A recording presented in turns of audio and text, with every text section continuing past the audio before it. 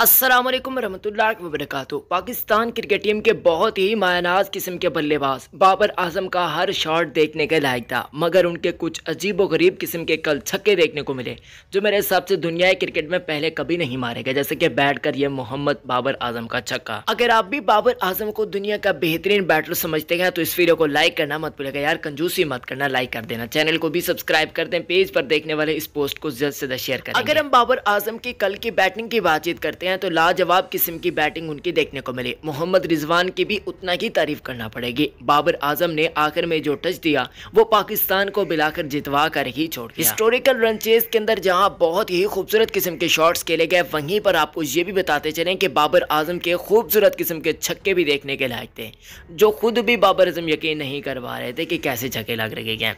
मुझे तो यकीन है कि ऐसे छक्के कभी हो जो बैठ कर छक्का जो बाबर आजम साहब ने मारा है वो तो मैंने कभी नहीं देखा कि डिविलियर ने ऐसा मारा या फिर गेल ने मारा हो। तो ऐसे अजीबो गरीब किस्म के छक्के जो सोशल मीडिया पर बड़ी तेजी के साथ वायरल हो चुके हैं और बाबर आजम की तारीफें भी की जा रही हैं, यहाँ तक कि भारतीय मीडिया बाबर आजम का काफी ज्यादा दीवाना हो चुका है। खैर नाज़रीन किराम, जितनी भी बाबर आजम की तारीफें, ये देखें ये क्या खूबसूरत छक्के हैं यार, दिल खुश हो जाता है।